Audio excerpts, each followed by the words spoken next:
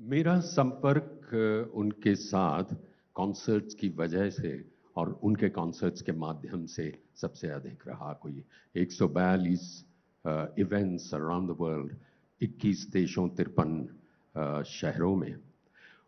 उनके हर कॉन्सर्ट की शुरुआत श्रीमद् भगवत गीता के एक श्लोक से होती थी, इदम तुते। और अक्सर मेरी शुरुआत होती थी मेरे मन की दो पंक्तियों से कि अनुष्ठान की तरह मैं हर कार्य करता हूं, मेरा स्वभाव है पहले प्रणाम करता हूं। ये जो अनुष्ठान शब्द है, मेरा ऐसा विश्वास है कि मेरा जो एसोसिएशन 44 साल का रहा, वो उसमें उसके लिए ये अनुष्ठान शब्द जिम्मेदार है।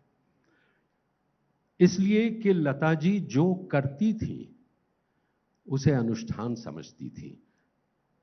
अनुष्ठान यानी जो भी कार्य आप करें उसमें इतने गहरे बैठ कर करें, इतनी गंभीरता से करें, इतनी सिंसियरली करें कि उसको पवित्रता का स्तर मिल जाए, वो होता है अनुष्ठान।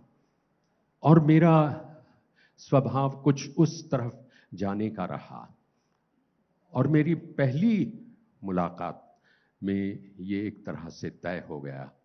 अभी मैं कहीं लिखने जा रहा था, मेरी पहली मुलाकात और मेरी अंतिम मुलाकात क्या अंतर था, और पहला उत्तर था 44 वर्ष। लेकिन उन 44 वर्षों में वो कितनी बदली थी मानसिक रूप से, मुझे लगता है बहुत ही कम।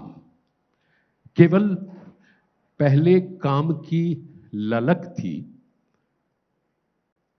अंतिम बार जब मैं मिला तो वो जीवन को पीछे मुड़ के देख रही थी, लेकिन बढ़ वो आगे रही थी। बहुत बड़ी बात। पहली बार जब मैं उनसे मिला, वो बड़ा ही ऐतिहासिक दिन था मेरे लिए, क्योंकि उसी दिन मैं गांधी फिल्म की रिकॉर्डिंग करके रिचर्ड एटनबरो के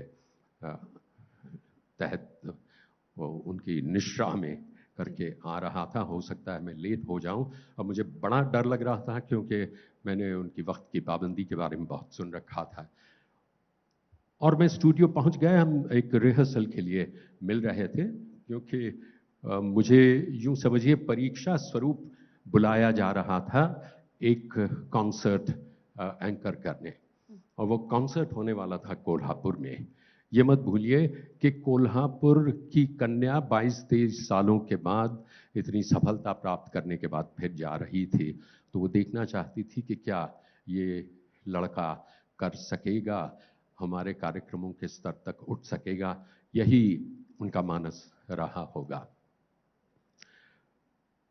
पहला वाक्य जो मैंने उनसे कहा, मुझे आज भी पता नहीं है क्या मुझे कहना चाहिए था या नहीं, क्योंकि अनायास ही निकल गया। मैं स्टूडियो के दरवाजे पर आया इस मंशा से कि कहीं समय पे आती हैं या नहीं, बड़े लोगों की बड़ी बातें होती हैं। मैं उन्हें पहली बार मिल रहा था। ठीक 7 बजे स्टूडियो के दालान में गाड़ी आई, वो उतरी, और मैंने सोचा मैं कुछ ऐसा कहूँ जो हमेशा के लिए याद रह जाए, जो कुछ अच्छा हो, किसी सेलिब्रिटी से हम मिलते हैं। लेकिन मैं कुछ कह पाऊँ उससे पहले उन्होंने अपनी लाक्षणिक अदा में नमस्कार किया और कहा, अरे आप आ गए। फिर मेरे पीछे ये घड़ी देख कर कहा, अच्छा आप तो समाचार वाले हैं ना। उन दिनों में टेलीविजन न्यूज़कास्टर था। तो मैं अनायास ही बोल उठा, आप तो उसी सुर में बोलती हैं जिसमें गाती हैं। और दूसरी मोमेंट पे मुझे लगा कि मुझे बोलना चाहिए था या नहीं, लेकिन वो तो खिलखिलाकर हंस दी। मैंने नोट ये किया कि समय पर आई, मगर उसके बाद भी समय की बर्बादी नहीं। ये नहीं कि इधर उधर की बातें हो रही हैं, वक्त बर्बाद हो रहा है, कि मैं समय पर तो आ गया, दिखावा था नहीं, सीधे जाके काम शुरू किया।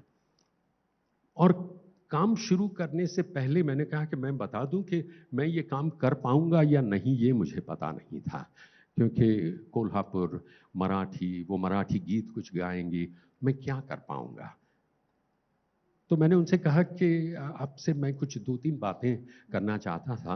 मैंने सोचा कि अगर मुझे रुखसत लेनी है तो पहले ही ले लूं, मतलब इज्जत रहते ही ले लूं। तो उन्होंने कहा कहिए। मैंने कहा नहीं, मतलब शर्तों के तौर पे नहीं कह रहा हूं मैं, कुछ कहना चाहता था। कहिए। मैंने कहा पहली बात ये कि मेरा ऐसा ख्याल है कि मुझे आपकी एंकरिंग, आपके कॉन्सर्ट में एंकरिंग करते हुए चुटकुले नहीं बताने चाहिए, क्योंकि चुटकुलों का बड़ा चलन था तब। एंकर्स चुटकुले बताते थे। मैंने कहा दूसरा ये कि शेरो शायरी भी वक्त ले जाती है। क्यों वक्त ले जाती है? मैंने कहा मेरा ऐसा ख्याल है कि जो आएंगे लोग आपको सुनने आएंगे, गाने सुनने आएंगे, एंकर को सुनने कम।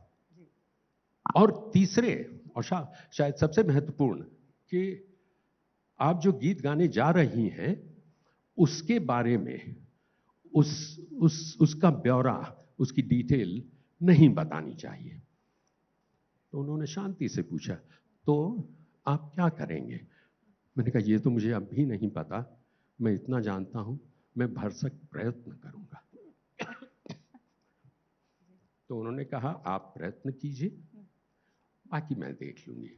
और वो रिहर्सल में लग गई। एक मुखड़ा गा लिया होगा, अंतरे के बीच में जो म्यूजिक आता है, तब मेरी तरफ मुड़ी और कहा अच्छा हुआ आपने ये मुझे बता दिया, क्योंकि यही 3 चीजें मैं शर्तों के तौर पे बताने वाली थी।